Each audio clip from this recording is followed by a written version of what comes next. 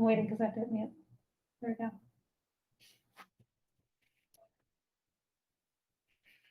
All right, I'd like to call the meeting of November 12th to order. It is 6:31. If we could all please stand for the Pledge of Allegiance. I pledge allegiance to the flag of the United States of America and to the republic for which it stands, one nation, under God, indivisible, with liberty and justice for all.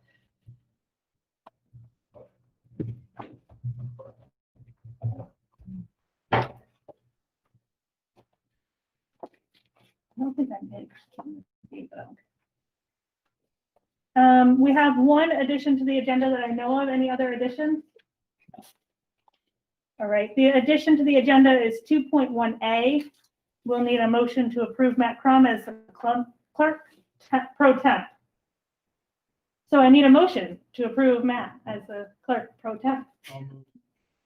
I'll second. All those in favor? Can we discuss? Can we explain? We could discuss if we want. Explain? Debbie's not here, Oh, okay, that's all. Just for tonight. just for tonight. Okay.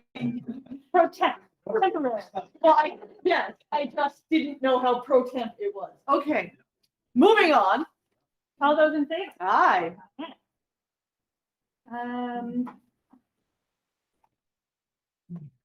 I need a motion to, I guess we should have done that second, but I need a motion to approve the agenda as submitted or as amended. I'll second. All those in favor? I need a motion to approve the minutes of the October 8th regular meeting. Second. All those in favor? Aye. The consent agenda is 3.1 through 4.1. That's treasurer's report, financial report, consideration of claims, transportation report, the 2021-2022 budget calendar, tax collector's report, and the extracurricular advisors. Could I have a motion for approval of the consent agenda items? I'll move. I'll second. Any discussion on the consent agenda? Yes. Matt, were there any change work orders in the consideration claims? I don't think there were. I was just For the capital project, Right. I'd have to look specifically. I mean, they would be included within the payment request from the contractors. Okay, if you want a breakdown of each claim to each contractor, I could get that for you, but there have been a sequence of change orders for all the contractors throughout the project. To what extent those were included in those specific claims, I'm not sure. anything substantial or No, little onesie, twosie stuff? yeah, a lot of mostly time and material stuff, like discovered conditions, that kind of stuff. And the budget calendar's on here and we're on schedule? Yeah, I mean, if there was ever a year where the budget calendar, I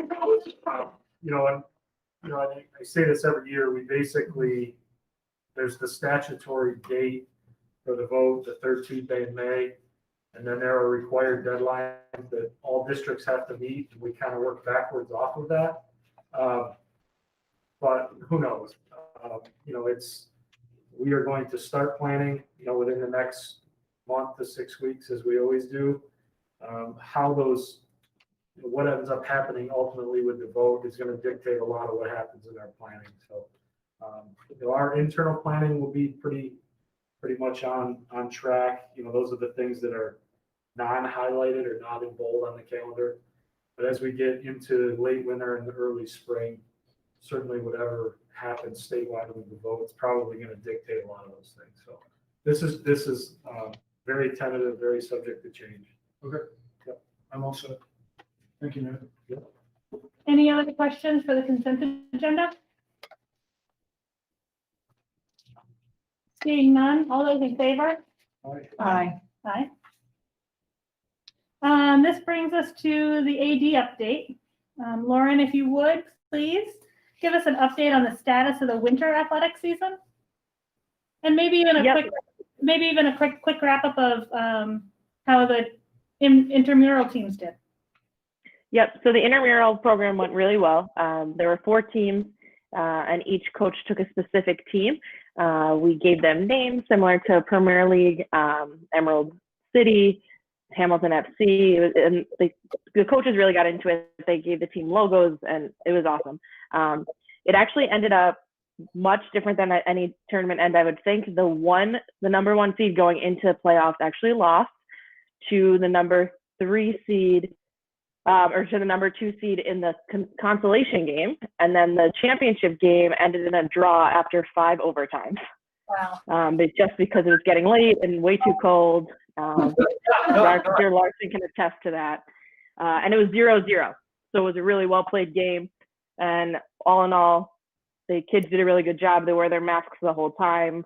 For me, it was really nice to see the commingling of our students, because typically they just play with the girls or the boys, and now they were playing with different people, and it was really, really fun for me to watch. So it was great. Well, thank you, and to the coach. So on another note, going into the winter, it's not looking as great. So Governor Cuomo initially, the last time he spoke about high-risk sports was in the end of the summer, when he allowed what he considered low-risk fall sports to start. And that's when he said high-risk sports cannot start until January 1st. He's not come out and said anything since then. So Section 3 initially set the winter start date for November 30th, but last week they voted to push the start date till December 16th. And that's all tentative based on if Governor Cuomo allows high-risk sports to be played. As of right now, based on the guidance that we've received, they can only do individual drills. There's no sharing of balls, no sharing of equipment at all. So they cannot play any, like in a basketball situation, which is our in-house high-risk sport, they couldn't even scrimmage 3-on-3 or even do any sort of team drill. So that'll be interesting if he says nothing about proving high-risk sports, what our practices would look like if we actually started December 16th. In all the meetings that I've gone to, everybody seems to be waiting on more guidance from Governor Cuomo and then ultimately NISA, and then the section, similar to the fall, where everybody's waiting for the person above them to make a decision. So everyone's kind of waiting on that decision, which supposedly is coming in the middle of November. So he should make an announcement within the next week or two, according to their schedule. Somebody in Cuomo's office was quoted in a Syracuse.com article, though, I believe on Monday or Tuesday, and he said that Cuomo is not inclined to allow high-risk sports to proceed. That's obviously not coming from Governor Cuomo's mouth. That's somebody in his camp, but it was not a promising article to read on Monday or Tuesday morning. And we're preparing as if we will continue, and if they will allow it. I've already started conversations with the schools in our league about our masking procedures, talking about, I've cited our tournament saying it's proven that the kids can wear masks for the duration of the time, even citing that we have less subs than a team would have normally, and the kids did a really good job, and they're able to do it, and that's where we stand. So it's kind of a lot of news for no news, but that's where we're at. We're just waiting as of right now. How is the Captain's Council going? The Captain's Council went really well. So we met and we presented to Mr. Dowson and Mr. Arquette. They created a presentation about what it was like to not have fall sports and what it would mean to them if they did not have winter sports and why it would be so important to them. And they brought up a lot of really good points. We had some athletes who the winter sport is their only sport. For example, we had a student who lost his past season. He's looking to play at the next level. And if he loses this winter season, it would really impact his future. They talked about their mental and emotional health. They talked about their academic motivation and how it's already lacking, and that if winter sports were to be canceled, how that would impact them. And I just think they did a really nice job thinking critically and organizing their thoughts to present it and get their voices heard by Mr. Arquette and Mr. Dowson, who thankfully gave up their lunch to sit and talk to these kids, which was awesome. Do they understand that it might not be up to the school to decide what's going forward? Yes, we did make that clear. There was talks in the fall that the kids really didn't have their voices heard, so I thought, let's work proactively, even if it's not up to the school. You can organize your thoughts rather than having to haphazardly put something together. Organize your thoughts, let it be heard. And even if it's not up to the school, I think that they felt justified just being able to sit down and have their feelings heard. No, I'm glad that they were able to sit down with the school. But I am also glad to understand that they do understand that it might not be on us to make a decision as a district. Yeah. And one of the points that they made multiple times is that they were willing to do whatever it took. So if it meant, Bill at one point did ask, what if it meant that we had to leave or you'd had to forfeit a game because the team wasn't following our protocol? And they all agreed that they would do that if that meant that they could play. So they do understand that at this point, it's not up to the school and that we're waiting for it to come further down the line. But they did also say that they would be willing to do whatever it takes in order to play. Thank you. I hope you and the other administrators are letting them know how important it is for them and how grateful we are that they're continuing to be leaders, not just on the field, but now off the field, off the court. They're showing that leadership and that we all really appreciate that as a board. Mm-hmm. Yeah, I will pass it. Yeah, I was really impressed with their maturity and their depth of thinking in their presentation. Obviously, they're very passionate about their sports, as it should be, but they also are willing to concede some things for the opportunity to play. We talked about exactly that. You travel to a neighboring school and they're not wearing masks. Are you willing to walk off the court and say, we're not playing you for the health and safety of us? And they said yes. Are you willing to play without fans? They said yes. So they're understanding the process that's involved with the possibility of being able to play, but they also understand that decision will be made at the state level or the section level, that it's not going to be a district level decision this time. So I was very impressed with it. Great. Thank you so much, Lauren. Yes, thank you. Thanks. Thank you. Thanks, Lauren. That takes us to 5.2, which is general public participation. If you do have any comments, we are lagging a little bit behind from our normal lag. So we're going to give it a couple extra minutes while comments come in. As of this moment, I see none, but we will wait in case you have comments. So please add to the chat.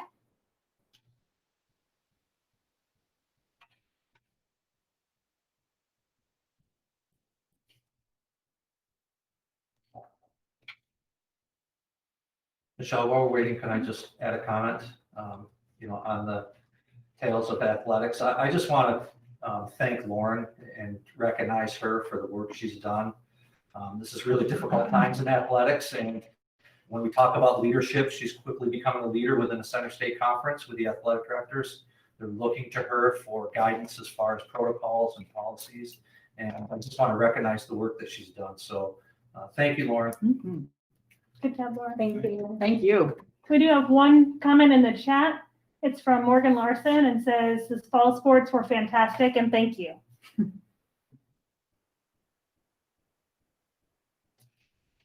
I didn't know he played. I know. What position were you, Morgan?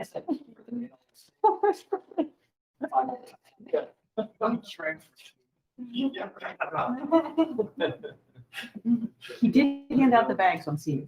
No, there you He did. He said he was left out. Well played, Morgan. Well played. Well, I guess that means they can hear us. Okay, so I see none at the moment, so we'll move on. We have a resignation. I need a motion to accept the resignation of Michelle Dye as part-time teacher aide effective November 20th with a sincere appreciation for services rendered to the district. I'll move. I'll second. Discussion would have to be in exec session. All those in favor? Aye. Aye. I need a motion to modify certain provisions within the agreement for terms and conditions of employment with William Daslin as superintendent of schools and extend the agreement effective July 1, 2020 through June 30, 2025. I'll move. I'll second. Discussion would be an exec. All those in favor? Aye. Aye. I need a motion to approve Teresa Wanger and Jeff Dettelman. Yep. Okay, good job. To the substitute list as recommended by the superintendent. I'll move. Second. Any discussion? All those in favor? Aye. Aye. I need a motion to approve the recommendation of the committees on special education and preschool special education. I'm just sad that it's not blue. Yes, as recommended by the special ed director and superintendent, I guess. It's not written in there, but that's what it's recommended by. Discussion would be an executive session. All those in favor? Aye. That brings us to the administrator's updates. We'll start with Heather.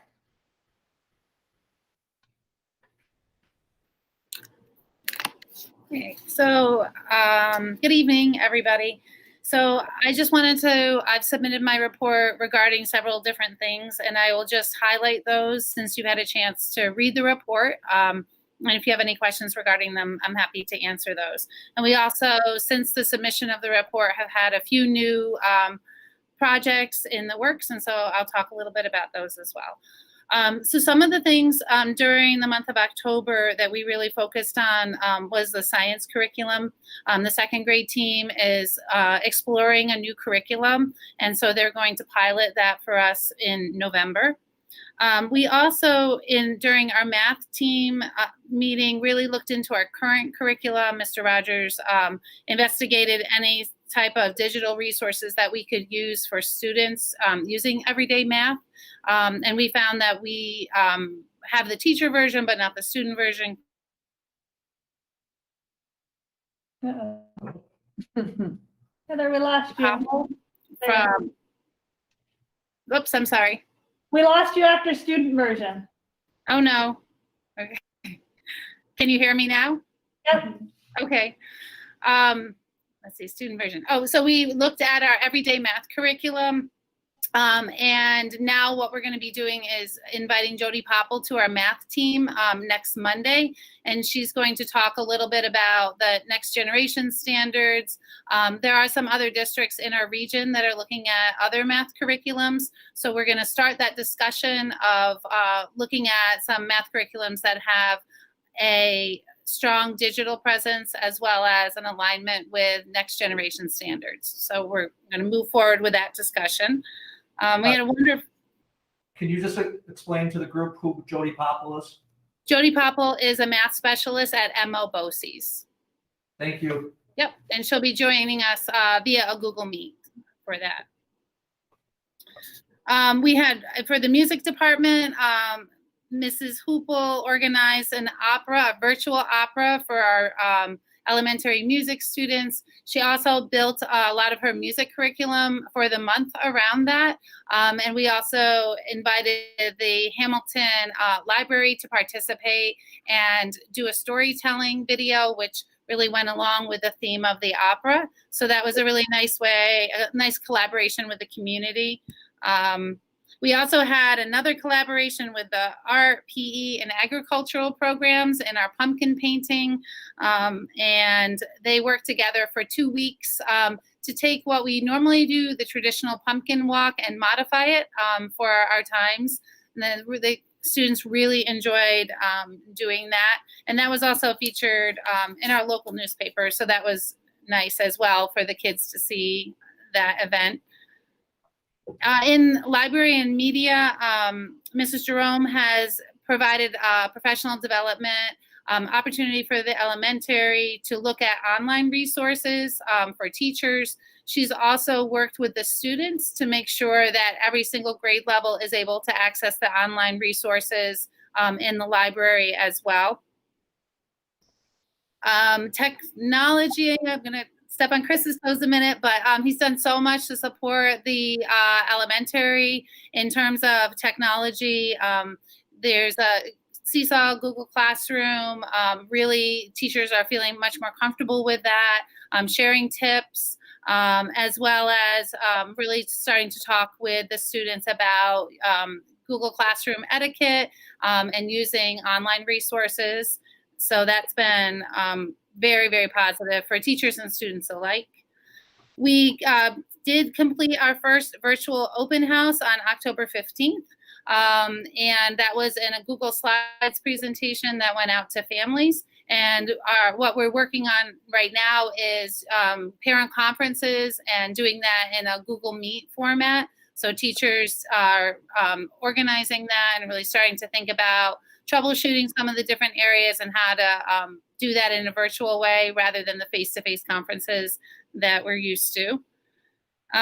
Positivity Project, let the elementary steering team talk a little bit about that, but that was a great collaboration in October in terms of the theme of teamwork. And we're moving into November with our Positivity Project with the theme of gratitude. The 5th grade has organized a food drive, which has been incredibly successful so far. So thank you to everyone who's participated. Mr. Posner loaded up his car today and took the first delivery over to the food cupboard. And so it's also really nice because during the food drive, he's really been incorporating some math curriculum with that as well. So it's kind of a neat time to see all these events that maybe we've done in the past, but we've really tried to build into that a connection with the curriculum this year. So that's been really fun thing to do. And other things, tomorrow, the counseling department, Mrs. Howe, put together a World Kindness Day. So World Kindness Day is Friday, November 13th, tomorrow. And we've really been talking about that with the students have created posters about ways to express that in a distance learning setting, as well as in the classroom, as well as in the community and home. So that's been a nice focus for this week. And the PTO is working on a winter clothing drive for us as well. So we really appreciate that. So lots of projects going on in the elementary, and you know, we're really settling into our schedules, and just really happy and still very grateful to be here at school. Thank you. Thank you. Thanks. Any questions? Good. We'll move on to Mark. Hello, everyone. So as a team, we continue to work in connecting families with teachers. So every Wednesday, we're spending a lot of time talking about particular students. And then teachers have opportunities in the afternoon to reach out to families and connect with students who may be having some difficulties with either the hybrid model or being fully remote. Soccer this year, as Coach Lauren was saying, ended. They did a great job. I want to thank Ms. Reynolds for all of her work. I want to thank all the coaches for all of their work. They definitely got into it this year. A little bit of maybe some unsportsmanlike conversations between the coaches as they were trying to for a win, but they did a great job. Thanks to Betsy and Emily, Betsy Marcellus, Emily Freeth, for running the table and taking temperatures before practices and all of their work for that. And especially the students who made it such a good experience for everybody. I think they did a wonderful job. Also, congratulations to Bryce Sharp-Bollinger and Emily Holm for their recognition by the National Rural and Small Town Scholars with Excellence. They got this because they were selected based on having PSAT scores in the top 2.5%. So we're really proud of their accomplishment. The National Junior Honor Society and National Honor Society held their induction ceremonies virtually this year. So those videos were put together and posted on the different media that we have. So thanks to Ms. White for all of her work coordinating that and putting the videos together and then getting them out to everyone. And congratulations to all the students who are now part of that organization. The Emerald Press is continuing to run, and this year they kind of are working around some of the difficulties we have with COVID. So they're giving out subscriptions. So students can sign up for subscriptions, and then the Emerald Press would be delivered to homeroom classes for the students. In the past, they would always just pile them up in the hallway. Then you'd have a mass mob of students going to grab the EP. So they determined that probably wasn't the safest method of delivery this year. So they set up a subscription system, and that seems to be working out pretty well. Mathletics has met. So we had 10 students come into the building on a Saturday morning to work on some math problems. I'd like to thank Ms. Lehman for all of her work with Mathletics throughout the years, and she's going to keep it going even during COVID. So what the schools are doing is they're going to have their own students in their own schools work on math problems. They're going to work on the same problems. They go through the relays and all of the things that they traditionally did. And then the teachers will get together via Zoom or Google Meet and go over the scores and doing it that way. Great. On November 23rd, we have parent-teacher conferences. We've had a few years where we didn't have them, but we're having them again this year. They will be held virtually. So we've been working on developing the schedule for that. Tech Club is working on teacher interviews for the secondary. A lot of parents have new teachers in their child's life, and they don't even really know what they look like. So it'd be nice to send a video around and see each of the classrooms and talk to the teachers, see what they teach, and get a little bit of information about them. So thank you to the Tech Club for all the work with that. Report cards will be coming out soon. So that'll be a time where we get to evaluate where students are at and make any changes necessary within their program in order to be able to support them as we move forward through the year. Backpack program is starting to get underway again. So Ms. Boardway and the counseling department are working on organizing that, collecting the food, and then they're going to start packing some backpacks. And the counseling office this week organized the Random Acts of Kindness for Kindness Day. And so they have both the middle school and the high school version going on. Great. Question? Kevin, you're up next. Good evening. So not a lot new from my report. So I will add that aside from my report, there's New York State has asked all schools to complete a performance plan indicator 8, which is a survey that's going to go out to all parents of students with IEPs and special education. So those surveys are going to be going out pretty soon to families with a cover letter. All that information is gathered. Kevin, we lost you. University Institute, and then we're going to be able to review all of that information once it's in. Unfortunately, they leave that open until the end of the summer, so parents have the entire year to fill out the survey. I'm not sure if we can check it in progress, but hopefully we can. But that'll give us some really good information about how our families of special education students are participating and communicating, how we're communicating with them. It'll give us good feedback on that. So unless you have questions about my report, that's all I have. Any specific question? That brings us to you, Chris.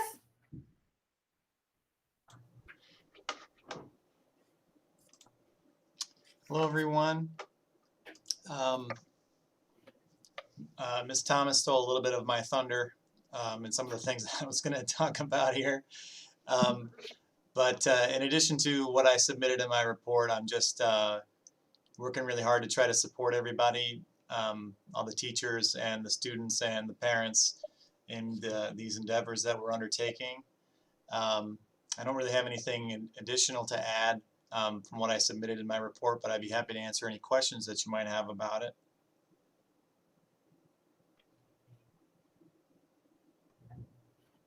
Anyone? All good? Just to all of you, thank you for providing a written report. I really find that helpful. It was really nice to have those. So thanks for taking the time to do that. Thank you. Thank you. Chris,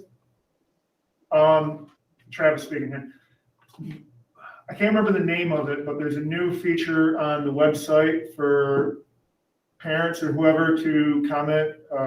How is that working out?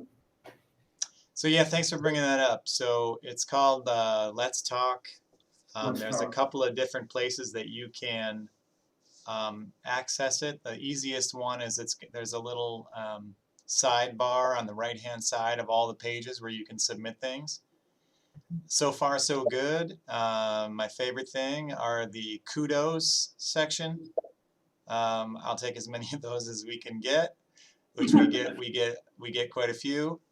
But yeah, it's a nice way. It's got a nice workflow when it comes to communicating with people. It's familiar to me because of the system that I use to handle, technology problems here, where, a comment will come in and you're able to answer it and, give it to different people. If other people need to comment, you can track how you're doing and whether or not different issues come up more than once. So it's working well. It's really easy to use. Right. And I encourage more people, wherever the camera is. I don't think I'm even in the camera, but I encourage more people to use it. It's very easy to use. Next, Chris, so the intramural soccer games, were we live streaming those at all? And if so, how did that go? Was it a good learning experience for how to do that in the future if need be, or? So yes, we did live stream them. And I will defer to Mrs. Reynolds about that. So she came in for some professional development from me.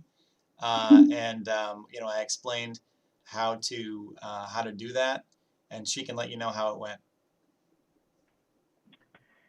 So we did live stream the first two. We only live streamed the games on Thursdays because those were the games that we were in the stadium field. On Tuesday, the games were played simultaneously, and on the other two fields, not the stadium field, so it would be difficult to live stream that. But I did go into Mr. Rogers, and he gave me an iPad and showed me how to stream to my school YouTube channel. So I didn't post the link initially the first 2 weeks because I was expecting hiccups, which we did have. So the first week, the sound wasn't muted, and then it was too loud, and then I pulled it down to the sound off. The second week I had it right, but then it was in landscape mode or portrait mode instead of landscape mode. So that was interesting as well. But by the last week, I think I had it down, and we did live stream our senior night, and I was able to turn the sound on for that so that anybody watching could hear the accolades for all the seniors. And then we were able to see the game. It's not for right now, it works. But Mr. Rogers and I have already talked about what it would look like indoors, because it's a lot easier when we actually have Wi-Fi. I was hotspotting with my computer and the Wi-Fi, so it was a good way to test it out. But when we're indoors, it's going to be a lot easier. And Mr. Rogers has already looked into live streaming options for the gym. We're looking to get some better equipment because I think, not just in this COVID time, but I think it could also be interesting for us to do, essentially be sports broadcasters, and students could be involved in all aspects of it in terms of, calling games or, using multiple cameras. So that's stuff that we're looking to do down the line. Very good. Thank you. Good. Thank you all. Bill, your turn. All right. Mark mentioned thanking Betsy, and I would just like to extend that recognition of her. She's done a tremendous job, not only with athletics, but day to day managing our numbers, temperature checks, dealing with parents as far as cold symptoms, policies and protocols on what they should be doing as far as testing and who to see and when to see. So she's done a tremendous job, and I just want to recognize her publicly. And I want to reiterate, I sent out a communication last week about snow days. We are following our traditional snow day schedule. So in the event of inclement weather, we will have a snow day. So wear your pajamas inside out, put your pillow, hope for a snow day. So the only The only thing that would deter us from a traditional snow day would be if we have intermittent closures that would affect our 180-day instructional calendar. But as of now, we are having snow days. So I wanted to make that public. Really good news. Matt and I have been working with Senator May's office in securing a DASNY grant. That's through the Dormitory Authority of the state of New York. And they have, I'm pleased to announce that they've nominated our project of $100,000 to move forward. So we will be using that money to purchase facilities equipment, much needed facilities equipment. So Matt, I don't know if you have anything you want to. No, it's a good opportunity. It is a specific capital improvement grant, so it has to be used for a capital improvement or equipment. With our capital project going on, there's really, the $100,000 for a capital improvement isn't necessary. And the type of equipment that Bill's talking about, this is the type of stuff that we really can't afford to incorporate into our annual operating budget. So in all likelihood, it's going to be some sort of multi-purpose utility vehicle, hopefully similar to like the Bobcat toolcat that the village has. And then a larger mower. I mean, we mow primarily now with the tractor and a gang mower pull behind, which is not real efficient, a lot of maintenance. So it's a real good opportunity for us for something that needs to be addressed, but is difficult to address through the budget. So It's not final, but it's moving that way. yes, So yeah, we have our nomination letter. we're optimistic based on recent correspondence we've had from her office. Understood. Thank you. So more good news, and I want to publicly thank the Community Benevolent Foundation. They purchased 5 hotspots for the district. Brian Rose, who is a faculty member, is a member of the Benevolent Association. He came forward and asked on the behalf of the Benevolent Association what support they could provide the district. We talked to Mr. Rogers. We could always use more hotspots, so they graciously purchased 5 hotspots for us, and they just came in this week. So Great. thank you to the Benevolent Association for that. Thank you. How do hotspots work again, just for anybody joining that doesn't quite understand, or what's involved? I know this is kind of Chris territory. Yep, Chris, you want to explain that? Hotspots, how do they work?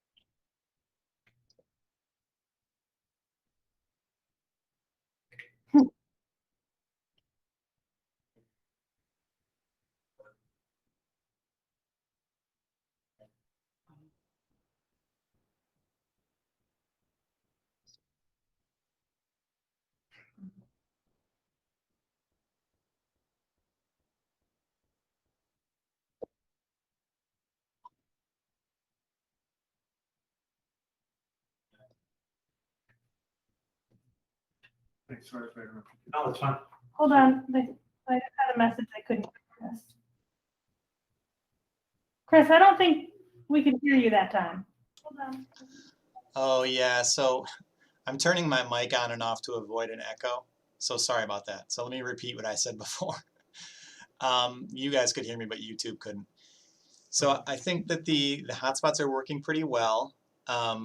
Now they tell us that we've got unlimited data, but actually what we have are 30 gigabytes per month, which is it's a pretty substantial amount until you've got 4 family members streaming synchronous classes all day long. So there are ways that families can track how much data they're using and how much they've got left in the cycle. And then once they reach that data cap, these extra hotspots that we've just gotten will help me mitigate those factors. And perhaps if families are very needy, maybe I could give them 2. Thank you. Sure. Good. So October was National Principals Recognition Month and Directors Recognition Month. So I want to publicly, I also put this in a letter to our community, but I want to publicly thank our principals and our directors for all the hard work that they've put in, supporting behind the scenes. I know it's a very difficult job at times.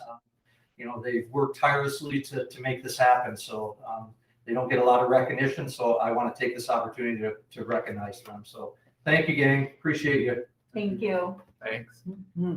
We had our first parent council meeting on Tuesday night. We had 17 parents join us for a conversation around our reopening plan, where we are, where we're going. Great dialogue, some great questions, some comments. Jen was able to join us. A lot of questions around when are we bringing back students 5 days a week?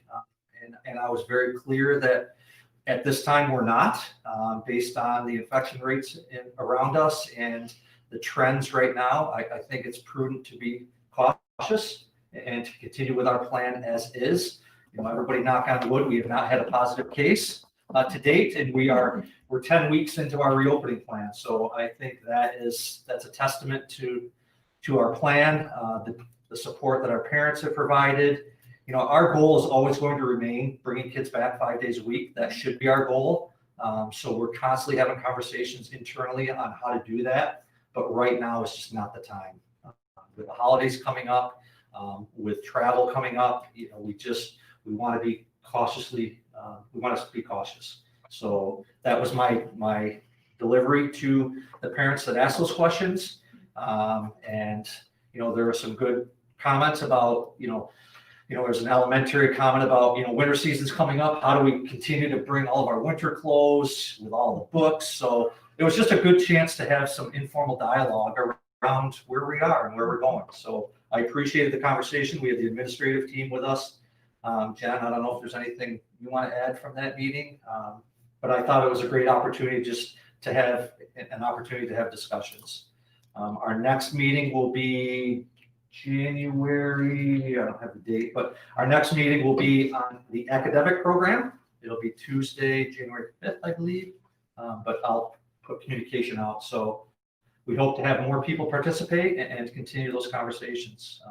We have 5 of them scheduled, and each of them has a specific topic around, the operations of the district. So just a good opportunity to have two-way dialogue. How long did that last? It lasted an hour. Oh, good. Yeah, we got 45 minutes. Okay. There wasn't any more questions, so it was a beautiful night, and we wanted everybody to get an opportunity to go out and enjoy that beautiful weather one last time. So it was good. January regents have been canceled. That communication has been put out. We did not have any students signed up to take the January regents, but they were canceled, much like the June regents were last spring. And state ed will continue to monitor and make decisions on state assessments moving forward.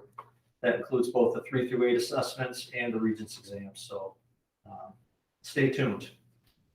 And the last thing, second to last, the niche rankings came out, the 2021 niche rankings. And niche ranks nearly 100,000 schools across the nation. They rank 674 districts in New York State. I'm happy to say we are the number 2 ranked district in Madison County, and we're ranked 201 out of 674 districts rated in New York State. So quite an accomplishment. Our overall grade was an A-. Our subcategory grades, academics, we received an A-. Diversity, we received a C. Teaching staff, we received an A. College prep, we received an A. Clubs and activities, we received a B+. Health and safety, we received an A. Administration, we received an A-. Sports, we received an A-. Food services, we received an A. And resources and facilities, we received an A. So a nice accomplishment. How do they gather their statistics? Through metrics, they have a number of metrics and a lot of parent feedback. So they rely heavily on surveys and comments to come up with their So rankings. how do they contact a parent? Like, are we involved in that, or how do they find the parents to contact? It's the niche website. You just go on it and rate the district. They don't do any solicitation. It's just. Well, thanks to those that rated us A. Yeah. Keep going on 100. And then the last thing I want to have a conversation around is these microcluster designations that Governor Cuomo has now designated. Onondaga County is now designated as a yellow cluster, microcluster, which means 20%. If you're a district identified in a yellow cluster zone, you are now required to test 20% of your student population and 20% of your staff weekly. So that's about 112 students and about 22 to 23 faculty members weekly. So we have been in contact. We are not a yellow zone designation yet. So Onondaga County is a yellow zone, and they're having a lot of difficulties right now because the Department of Health doesn't have the capacity to test that many people on a weekly basis. Madison County right now has a 2-week, if all 10 districts in Madison County were designated as a yellow cluster, they have enough tests to last 2 weeks. Yeah. That was my question, the administrative. So, yeah, and those are the conversations we've had at the superintendent level, is the logistics around it. First of all, every parent has to consent, and so does every faculty member have to consent to the testing. And then the capacity and logistics of the testing. So, we could designate HCS as a testing site. So Madison County would come in, parents would come in and test here under the auspices of their department, or with Betsy being included into that. And we'd be a testing site. And it's not the nasal, it's a nasal swab. Did I say that correctly? Are they doing saliva or are they doing nasal? No, I have the exact, So it's just the tip of a the, simple nasal swab. Okay. so it's the And tip of the. supposedly- Yeah. Yeah, but it's not the ones that go. No, it's what everybody who has been working at Colgate has been doing. Okay. Yeah, it only goes in as far as the cotton on the end of the can. And supposedly we were supposed to have results within 15 minutes. Oh. But logistically, so let's say we're a testing center, family drives up, they test.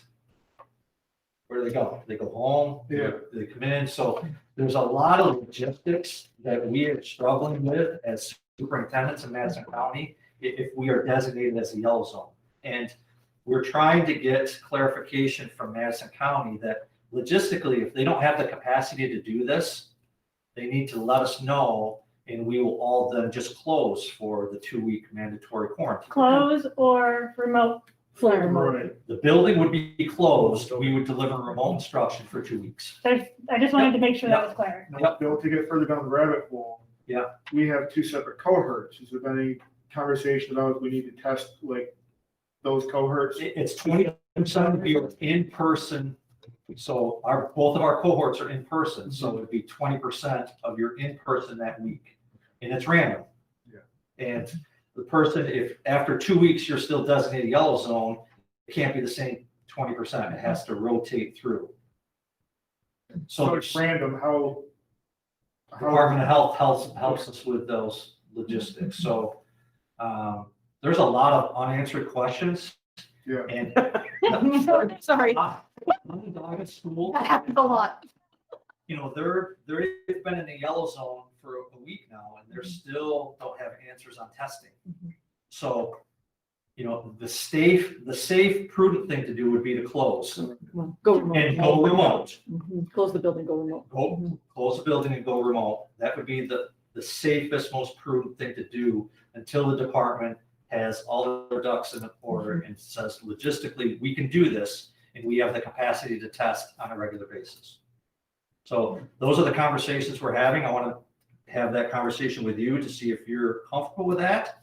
And then the Department of Health will really be the ultimate decider. If they don't have the capacity, then we have to close. Now, the building would be closed to students or? And staff. And staff. Everybody. We would close it to everybody.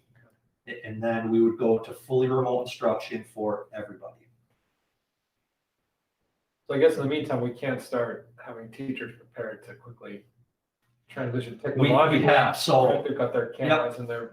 yep, so I know Heather sent a correspondence last week, and I believe, Mark, your correspondence is going this week or today, okay. So they are preparing. So I know the teachers, like today, I was told by my 5th grader, they have to start bringing home stuff, more stuff every day to prepare. Are the teachers also doing that? Bringing their stuff home? Mhm. Yes. Okay. Yep. I mean, I was just thinking like it makes sense for the students, but the teachers, I don't want them to be stuck either, And quite honestly, although we have been very safe and we haven't had a positive, it's closing in. It is closing. It's closing in. We have 2 component districts. One component had 6 bus drivers test positive that are closed or going full, I shouldn't say closed, they're fully remote until November 30th. We have another district that has been forced to close and go fully remote twice this week. So it's coming closer and closer. So we need to be prepared. We need to have conversations in the event that we have a positive case or we are designated as a yellow zone, because the numbers are upticking. Right. And it's a good time to remind everybody about being careful and how to be careful, because we've all gotten a little comfortable because we haven't seen it. It hasn't been here. And I think it is that opportunity to really remind people about how careful they need to be, especially with the holidays coming up. The current largest spreading events right now are family gatherings. It's the smaller in-home family gatherings, which is why those new restrictions were added a day or 2 ago, because that's where they're seeing the spread. And so Thanksgiving is a setup for those events. And there are some schools regionally that are considering closing from now until after the holidays, after the 2-week period after Thanksgiving. After 2 Thanksgiving, weeks and after. some are discussing until after New Year. After the New Year's. I personally think because of our numbers, we haven't any cases, we should take advantage of every in-person day that we have right now.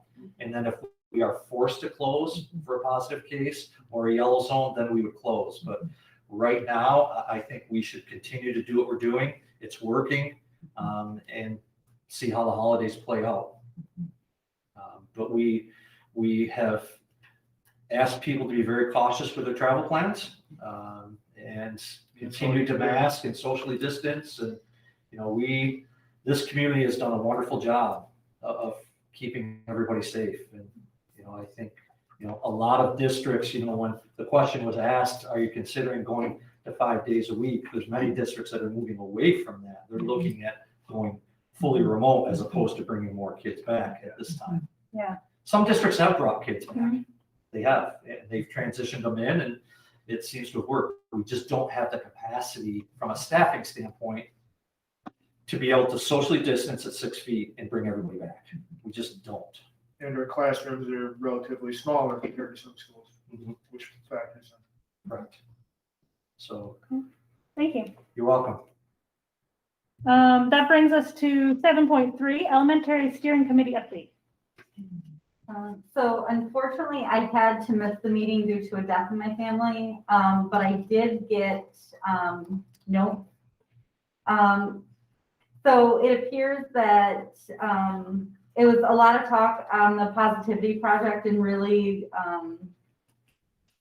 talking about November and the food drive, some DESA administration, and really integrating that tool, and Kevin beginning administration of that. And just again, collaboration with the Hamilton Library and really working together with us on the Positivity Project. Great, thank you. Corey? Secondary, we met and we discussed the shared decision-making plan. We're kind of looking over that, making sure that it's all up to date. We all agree with that in principle and in writing. And then the 2 big projects we're working on are 2 surveys. One that should be going out very soon. It's a survey to gauge parent support for remote and hybrid teaching. That survey will also give us a chance to collect information from people who might be able to support other parents. So this is a way of helping parents connect with each other and try and help support, so that there's not just everything being on the school, but we can find ways to support each other through this kind of different kind of teaching as the year goes on. And then the other one that's taking a little more time, but we want to make this right, is an HCS alumni survey. So a small group of us met after the meeting, and we'll be sending to Mr. Arquette very soon our suggestion for how the survey can look.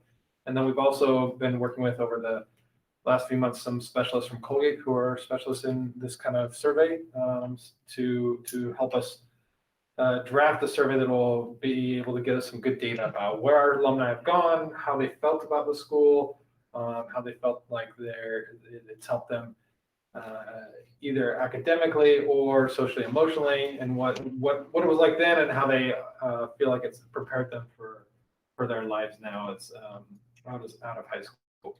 And so hopefully, as we'll continue to do that, but that was one we're not rushing to get out. We want that to be a good, solid survey that we can get a lot of good response rate from, and get some good data that I think will be really useful for us as a board, but also definitely for the administrative team as well. I have a question on that. Yep. Is there any way that there might be a question that you could add in to help the Emerald Foundation, in the sense of, can we share your email address with the Emerald Foundation? Or something to that effect? Or could you think about that?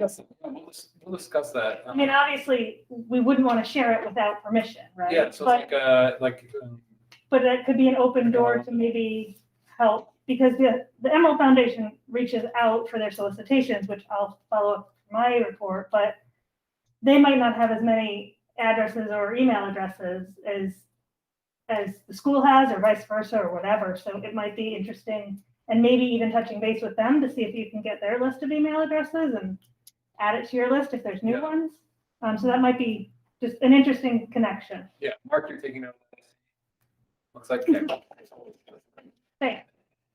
Is there a targeted, range of graduation that you're after for input, or, We haven't decided yet. We were thinking of a couple different things, and this is what we talked about. This was several months ago when we talked about that. It was, do you do, like every year you do the survey, but you do 5 years out, 10 years out, 15 years out, and then every year you get a different group, right? But then you'll also get, in 5 more years, then you'll get data that's 5 years out into 10 years. Yeah. And can you get that data? That sounds exciting. Yeah. So we're hoping that it'll get some good results. Good.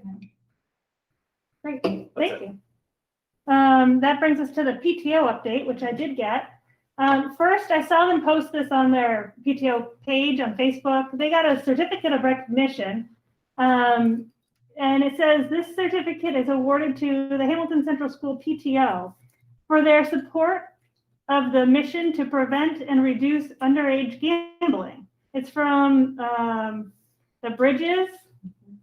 And I just thought that was interesting, and I wanted to thank them. They didn't tell me about it, but I saw it. So I wanted to congratulate them on that. As Heather mentioned, the PTO is conducting a winter clothing drive so that the elementary students can have a set of winter gear. They'll be holding the drive from now until Thanksgiving, and then we'll wash and sanitize everything delivered to Miss Thomas, who will then distribute to the teachers and students. Their annual Scholastic Book Fair will be this month as well. It will start November 18th and run until Thanksgiving. More details to follow. The PTO also thanked principals last month with baskets of goodies for the National Principal Month. This month they're planning on something special for the teachers. They can't do the chili lunch this year, but they're trying to find a creative way and safe way to provide lunch or a sweet treat, or both, to every teacher. Their next public meeting will be held virtually at the beginning of December. So thank you to the PTO for that update. Thank you. It brings us to the Emerald Foundation. Hold on, I've got to open my notes. They are working on their solicitation letter. It's almost finalized. They're planning on posting to Facebook, sending a hard copy, and to get it out email. And they're hoping to do it around Thanksgiving. If they can before Thanksgiving, great. If not, the first week of December. So please, if you're an HCS alum, please keep your eye out for that. And my plug for them is to consider a donation. Even a small amount makes a huge impact.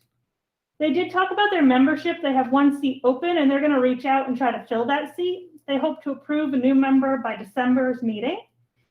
And they finalized a grant that was submitted. They've actually finalized 2 more grants, and it was very great to hear as they did that. So it was nice to be a part of that. So those are those updates. Knowledge sharing. As far as I know, nobody did anything in the last month. I did Oh, attend, I have a couple of things. So actually my last permission to feel with Mark Brackett was tonight, actually 30 minutes ago. So I'm missing the last one. But they've done a collaboration of surveys, which have been really interesting. So they are releasing that soon. And I think the biggest takeaway last week was doing some meditation sessions, and it was like really awkward and really uncomfortable. But as we continue to go on, I just think it's something to, and he brought it even into a setting with younger children. And I've actually even practiced it with my youngest this past week when he started getting really flustered. And so I just wanted to mention that. I know like some teachers do it, but I just thought that it was a really interesting strategy, and it really worked. So I was like, oh, this is like great. Pushed a couple years ago. Yeah, well, and it was really like, there's one where like at first, he was just like laughing at me and then doing like goofy breathing and not really focusing. But then there's ones that you can incorporate words and stuff, so you just have them repeat words. So they're focusing more on like, oh, what word are they gonna say, instead of like, oh, what funny breath am I gonna do next? So, and that was like a really good strategy. So I just wanted to mention that because it was great. And then the other thing we got sent to us, and I just thought it was kind of interesting, was get your kids to listen without yelling, nagging, or losing control. So that was an hour-long webinar. That was really interesting. And I put this into our takeaways thing. But again, I felt that it could really be turned back into a classroom setting as well. And the 5 R's of consequences was the most interesting thing to me. So the first one was be respectful without blame, shame, and pain. Make sure the consequences related to the behavior, which and I see it so many times, they're not eating their dinner, so you're going to take away their Xbox or something. Well, it's completely unrelated. Be reasonable in duration. Be revealed in advance, and then have them repeat it back to you. So I thought it was something that, again, could be, I think, set into a classroom setting a lot of times too. And then the other thing is, don't start conversations with like, you always, which I hear a ton too. So really focus, start with like, I've noticed, and get into like a problem solving state of mind instead of like a blaming state of mind, which I thought was really interesting.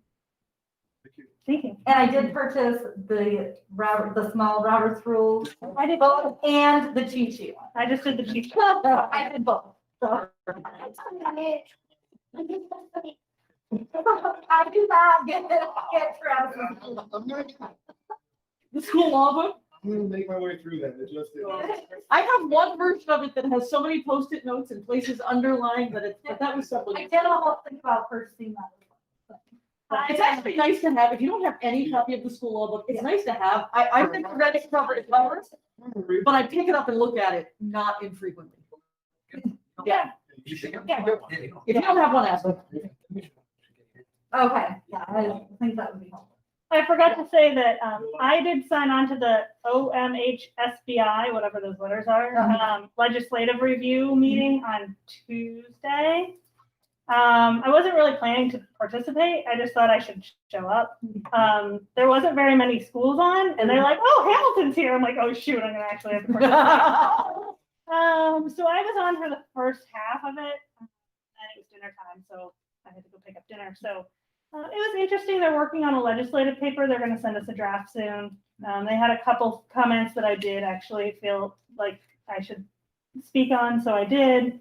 It was good to be on that. They had a meeting tonight for membership, and it was while we were here. Yeah, so. I missed that. if when we get that, if we could run it by Matt, and if you have anything that doesn't really help us, maybe we could be the ones to tell them. Sure. Oh, maybe we could tweak this a little bit. Yeah. I mean, they were up for suggestions. I just didn't really have it. Honestly, I didn't know what I was logging on to. I just That's how I was. knew there was a last meeting. month. Figured I should get on, because I I had could to get on this one, so thank you. I know some of the legislative agenda doesn't always jive exactly with what we. Yeah, it's hard, because oftentimes it's a greater regional approach, and it doesn't necessarily help us. But if there's some tweaking we can do. Yeah. But what is interesting is I think you get to, what I felt most interesting with those is you get to hear what other districts are doing, like firsthand, which I felt was really useful in a way. It's always good to know what people do. Yeah. So 7.7 is the annual fire inspection. It says completed. I assume we've completed it well. Yeah, I wanted to ask a question on that, just because, I've had fires in the workplace and they're not fun, but it's so easy to skate over a fire inspection. So it's my first time on here. What is the fire inspection in a nutshell? So we have, it's actually not an annual inspection. It's a rolling 11-month inspection. So it moves up a month every year. Okay. Jack Angersano, who's the safety coordinator from MOBOSI's, is a certified state inspector. So he conducts the inspection, and then we have to report findings and take corrective action. And it's for, believe it or not, we have 13 buildings on site. Obviously, the K-12 building, some bus garage, each baseball dugout, each of the storage bars. So, and then ultimately, by submitting that, it's a pretty lengthy process through the portal. That is what in turn gives us our certificate of occupancy. So it's much more broad than make sure all the fire extinguishers are up to date. Yes, absolutely. Yeah. And then we also, in the spring, we have an annual underwriting risk assessment that's done. And there's some overlap with that too. So that's done through our insurance company. It's required. So those are the two big inspections we have each year. But, it's done in a broad sense, but, every year we schedule it. So I always have the principals send out an email to everybody,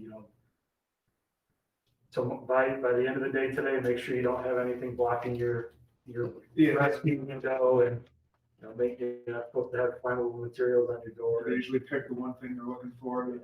So, it's, and I can tell you honestly, if the building was in 100% compliance, it wouldn't look like a school, So, but yeah, we do fine. Yeah, well, thank you for, I've always been kind of curious about exactly what goes into that.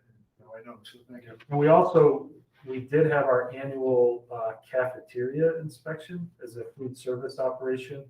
Department of Health comes in, and Andrea and her crew, they had no findings, so. Great. That's one thing also. With everything else that's going on, it's a little peace of mind knowing. Yeah, and those are things that are easier. Yep. Thank you. Great. 7.8 is the BOE mid-year self-evaluation. I just wanted to remind us that that's coming up. I do have a link for us to fill it out. If everybody's good, I can send us the link. We can work on it between now and maybe the first of the year. We did not renew the board piece of the eval system, super eval. But before we didn't review, I went through and took every single question off. And that's not public. Because some of it was useful, right? So I made my own, but I also put in our goals because that's part of it. So it is now a Google form that we'll fill out. And I actually made 2 of them because the mid-year has no number, no rating system. It is only a written piece. So I've made 2 versions of it, and it's ready for us to start working on. So I will share it with you guys, and if you're all right with the first of the year, we can talk through it maybe January or February meeting. Do we know, and if this isn't the place to discuss it, please tell me, but one of the talks was, because we didn't do the board evaluation, was there a cost savings? Yes, That's why we didn't. that's do it. why we didn't do it. Well, we weren't sure if it worked that way because we weren't sure if it was like a package deal. Yeah. I mean, there was a savings and and none of us that used it last year felt it was worth the money. So, Gotcha.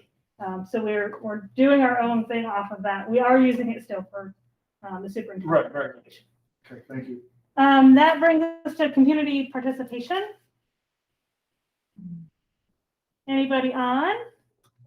Please enter your comments now. That's where we share knowledge. What is it called? I can't find it. I saved it in because Can you share it to me or? I can find it. That's it's called takeaway for mine. That'll help. Here, I'm just gonna share the full email again because I have the link in it too. Michelle, out of curiosity, can you see how many people are watching the meeting right now? Yes, we've been floating between 11 and 13, Okay. and at the moment we're at 13. It's been about our average, right? Mhm. Just share it. Oh, thank you. So we'll give one more minute Okay. for community participation. There will be no vote after executive session, so we will not be coming back live stream after executive session. So when we do move to exec session, that will be the end of the evening.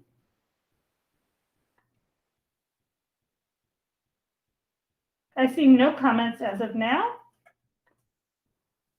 If I could please have a motion to adjourn to executive. Sorry, let me say that again. A motion to adjourn to executive session to discuss matters regarding the employment status of a particular individual. I'll move. Second. All those in favor? Aye. Aye. Thank you very much, Matt, for taking notes. Chris, you can shut us off the live stream. And thank you all for watching. Have a great night. Stay healthy. Wear your mask. 6 feet. Wash your hands. Go team.